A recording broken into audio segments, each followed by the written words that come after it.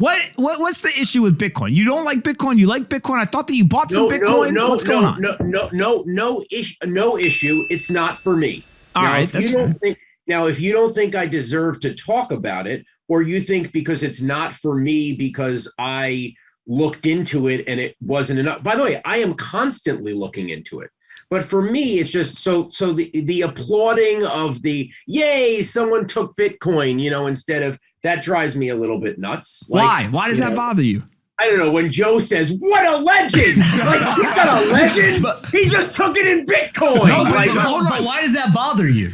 It bothers me because he's investing. Odell Beckham Jr., whether you agree with him, people defining him as a role model or not, is a role model. And he took all of his money in Bitcoin. And you got to realize, there's a lot of 20 to 30-year-olds that anecdotally have way too much in this. But he didn't, hold on a second. But one key piece of this is, because there's some detail here, it's only one of his revenue streams, right? My guess is that it's the smallest revenue stream that he has compared to marketing deals or other stuff. Is that fair? Yeah, he got a signing bonus, which is not including that, but salary is based on, weekly. That's what you get. That's your check. Yep. So yes.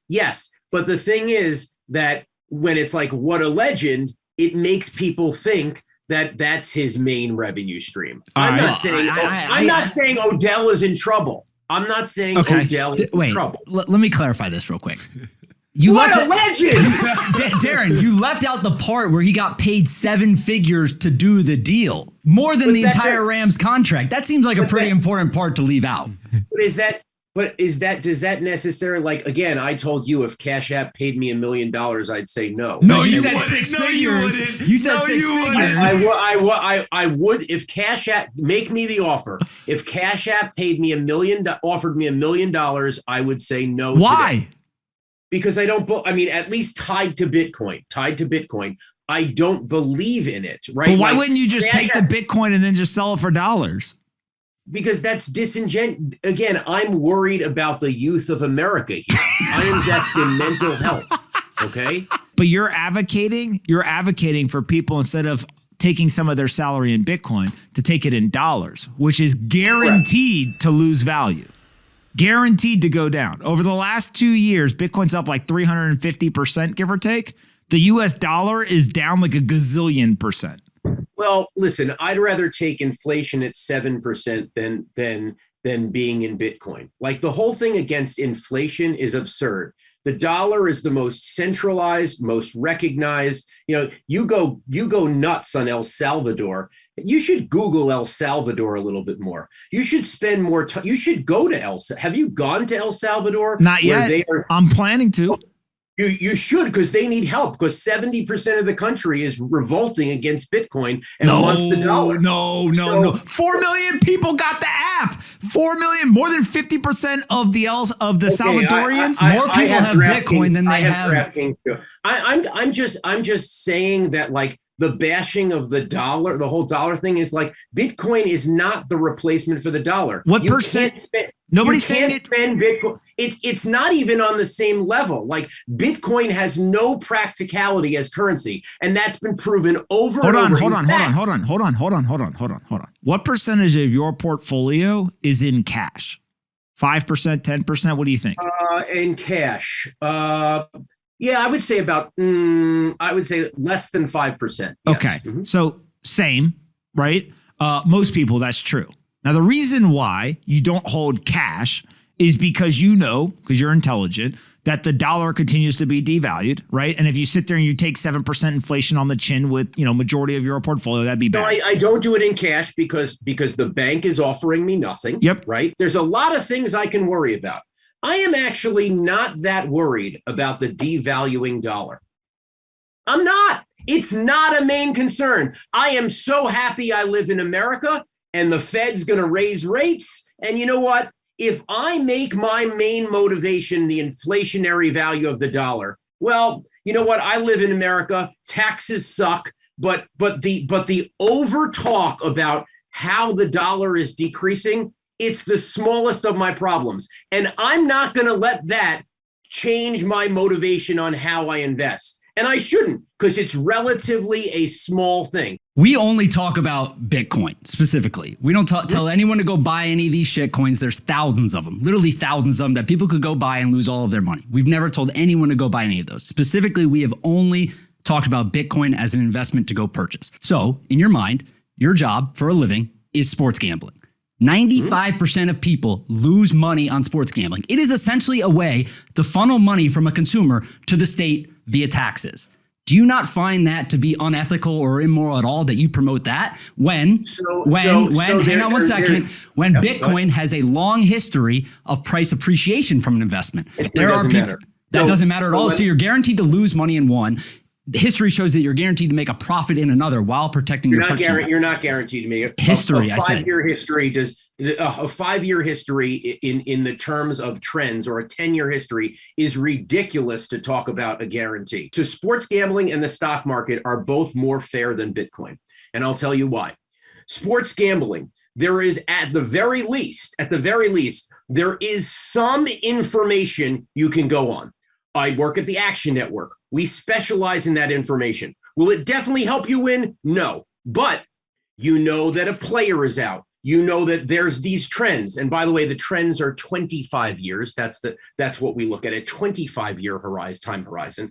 And so in stocks, okay, whether you believe the market is fair or not, okay, and whether you think it's a fraud or not, it is loosely based on the earnings of companies, how the sector is doing, and how the economy is doing.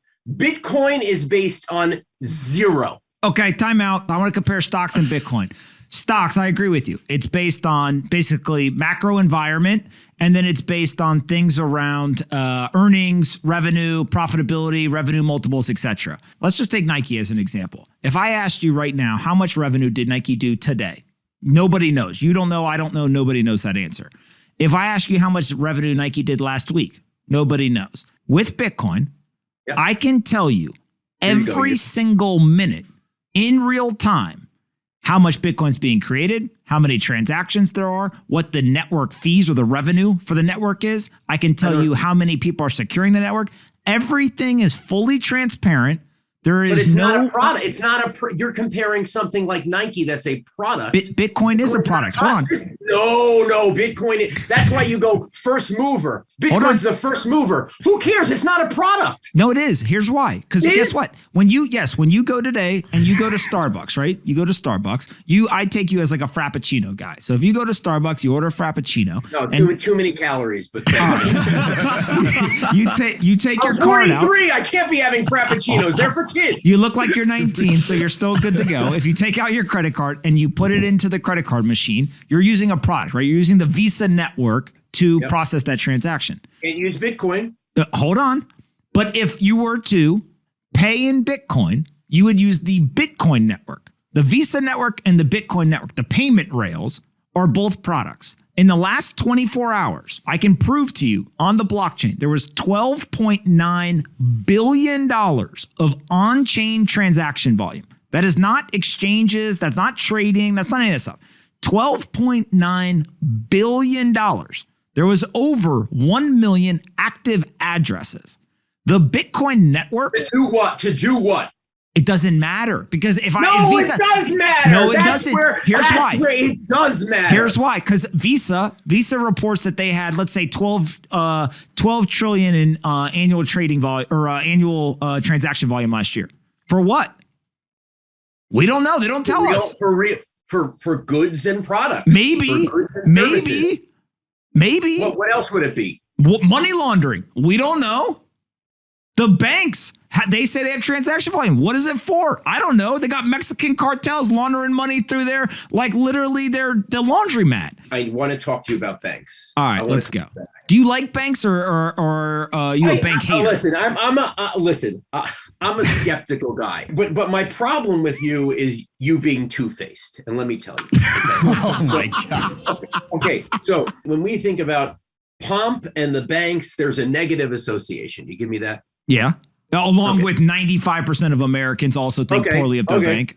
Okay. So it's like, okay, the banks are doing this, they're rigging this, they're doing that. And then all of a sudden it's like Goldman has now put all their efforts into Bitcoin. And you use that as like to embolden people. Now you've given the banks credibility. Because Once they're capitulating. they say they're in Bitcoin, you love it. No, I don't like the banks. I still think the banks are stupid, but they're capitulating. They tried to fight it. They tried to ignore it. They said it was stupid. They wrote their reports. They banned their employees from buying it and selling it and trading it. They did everything they possibly could. They pulled out the banker playbook. And still, you can't ignore the king, because they still capitulate. They eventually realize what the individuals, think about this for a second. There are people who sit inside of all these banks that get paid millions of dollars a year, and their job is to figure out how to improve the financial system, make more money for their bank. And they got front run by a bunch of morons on the internet. The Bitcoin plebs around the world, millions and millions of people figured this shit out before they did. They didn't get paid anything. This entire system has been built by millions of volunteers around the world. And those banks realize if they want to stand toe-to-toe with a decentralized network of Bitcoin, they will lose. And so they have a choice. Either you capitulate, you bend the knee, and you finally say, we're into Bitcoin, or you will be left in history books as being the moron who ran a bank and got disrupted by a bunch of people sitting in their parents' basement on the internet. And there's no bank executives that's going to oversee that disruption.